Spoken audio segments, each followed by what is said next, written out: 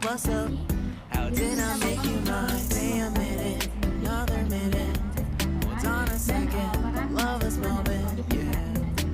Stay a minute, another minute. Hold on a second, I love this moment, yeah. Nama saya Nurul Dayani, lahir di Bekasi tanggal 2 Maret tahun 2000, jenis kelamin perempuan, hobi membaca dan mendengarkan musik. Saat ini saya sedang menempuh pendidikan di Universitas Negeri Jakarta, Fakultas Ekonomi, Prodi Pendidikan Administrasi. Don't you love when we take our time to make love?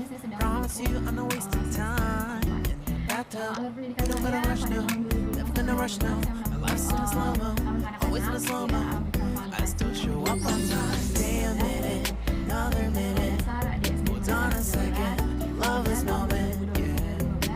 Stay a minute, another minute. Hold on a second, I love this moment, yeah. Stay a minute, another minute. Hold on a second, I love this moment, yeah. Stay a minute, another minute. Hold on a second, I love this moment, yeah. Yang saat ini terakreditasi dengan nilai B berdasarkan surat keputusan BNPT nomor 1017 SK BNPT Atlet S4 2019 tanggal 23 April 2019 sedang sampai dengan masa berlakunya 23 April 2024. Kemudian ada visi dan misi dari program studi administrasi perkantoran. Visinya yaitu menghasilkan sumber daya manusia yang profesional, memiliki keunggulan kompetitif, berdaya saing tinggi, memiliki wawasan global serta menguasai ilmu pengetahuan dan teknologi di bidang pendidikan administrasi perkantoran. Dalam membangun masyarakat Indonesia yang maju, demokratis, dan sejahtera Let me know if you ever think that I am me tonight. You got me feeling love. You know I hold us up. Let me know if you ever think that I am me. Stay a minute, another minute. Hold on a second, love is. Selanjutnya, melaksanakan peningkatan mutu pendidikan dan pengajaran, penelitian dan pengabdian kepada masyarakat yang profesional dengan terus mengembangkan sumber daya staff. Yang ketiga, meningkatkan mutu proses belajar mengajar, perkuliahan baik secara akademis, konseptual maupun faktual. Selanjutnya, meningkatkan mutu pemantauan dan evaluasi hasil atau prestasi belajar mahasiswa secara lebih cermat dan berkelanjutan. Kemudian, menjalin kerjasama yang baik dengan instansi pemerintah maupun dunia bisnis, baik dalam maupun luar negeri sebagai mitra kerjanya di bidang pendidikan dan bisnis yang saling menguntungkan. Selanjutnya, mengapa alasan saya memilih prodi pendidikan administrasi perkantoran. Yang pertama yaitu melanjutkan pembelajaran administrasi perkantoran ke jenjang yang lebih tinggi, karena pada saat saya menempuh sekolah menengah kejuruan, kebetulan jurusan saya adalah administrasi perkantoran. Lalu ingin menjadi guru sekaligus tenaga ahli dalam bidang administrasi perkantoran. Jadi lulusan dari prodi pendidikan administrasi perkantoran ini tidak hanya difokuskan untuk menjadi guru, namun juga bisa menjadi tenaga ahli baik di perusahaan maupun di instansi pemerintah. Kemudian karena pendidikan administrasi perkantoran langsung pada jenjang S1.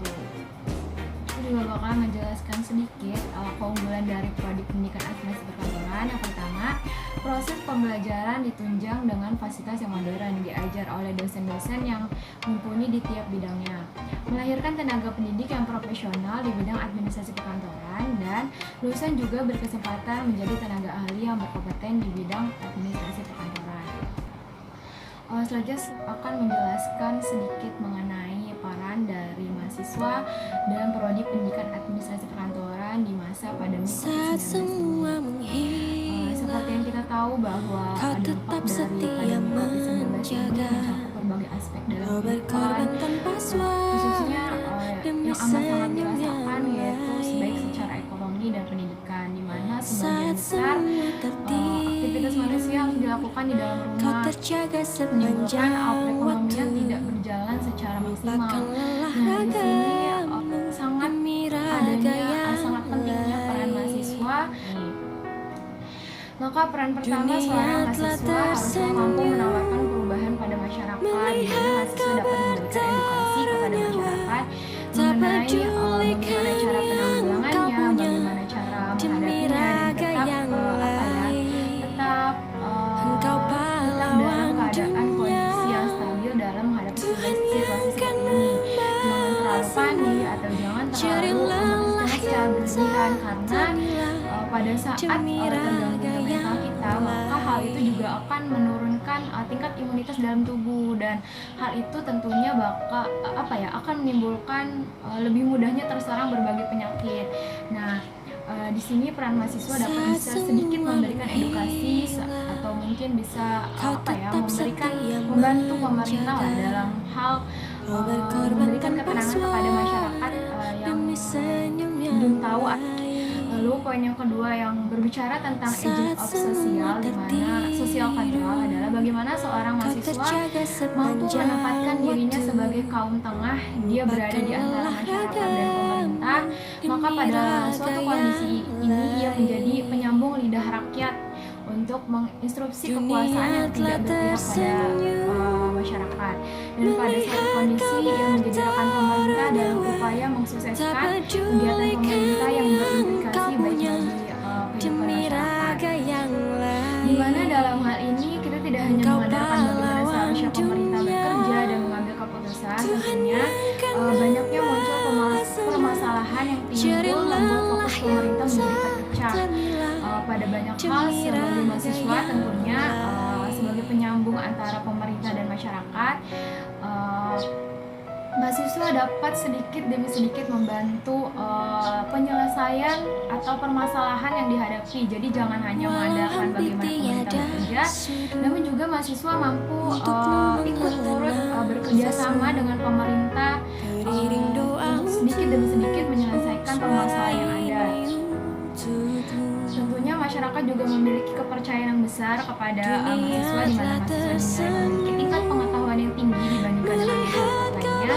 Selain itu, mahasiswa dinilai sudah paham dan mengerti mengenai kondisi yang terjadi, bagaimana cara penanggulangan yang tepat dalam menghadapi situasi ini. Nah, dengan kepercayaan yang diberikan oleh masyarakat, maka mahasiswa dapat menyadari dengan sebenar-benar dan sebaik-baiknya untuk bisa paham dan mengerti serta menempatkan dirinya dengan sebaik-baiknya. Lalu peran prodi pendidikan administrasi perkantoran Universitas Negeri Jakarta menghadapi pandemi COVID-19 ini. Universitas Negeri Jakarta sendiri sudah diberlakukan studi School from Home dan Work from Home sejak tanggal 16 Maret 2020 setelah dikeluarkannya himbauan dari Kementerian Pendidikan dan Kebudayaan mengenai atau perkuliahan jarak jauh, di mana sebagian besar kegiatan perkuliahan dan kegiatan di kampus dipindahkan ke rumah masing-masing. Bagi mahasiswa yang merantau, sebagian dari mereka ada yang lebih memilih bertahan. Hal ini tentunya tetap diperhatikan oleh kampus, di mana dilakukan pendataan bagi mahasiswa yang masih bertahan dan tidak bisa pulang ke kampung halaman. Dari prodi dan universitas sendiri memberikan sedikit bantuan seperti kebutuhan pokok untuk memenuhi kebutuhan sehari-hari mahasiswa yang memang tidak bisa kembali ke kampung halaman. Selain itu juga dalam upaya untuk meningkatkan kepedulian terhadap sesama masyarakat, diadakan juga penyelenggaraan kegiatan pengumpulan donasi untuk setidaknya dapat membantu mengurangi beban sebagian masyarakat yang harus kehilangan pekerjaannya, mata pencahariannya, sehingga mereka tidak bisa memenuhi kebutuhan sehari-harinya. Dan melalui kegiatan donasi ini juga diharapkan dapat mengurangi dan mencegah tindakan kriminal yang terjadi dan dapat muncul akibat dari sebagian masyarakat yang kesulitan dalam memperoleh makanan atau memenuhi kebutuhan pokoknya. Semoga pandemi COVID-19 ini bisa cepat berakhir, di mana kita semua bisa sama-sama survive, sama-sama semangat untuk melawan pandemi COVID-19 ini, karena kita semua tahu bahwa ini semua musibah bersama, di mana kita saling menguatkan untuk saling bekerja sama, bisa kembali beraktivitas seperti semula. Sekian dari saya, wassalamualaikum warahmatullahi wabarakatuh.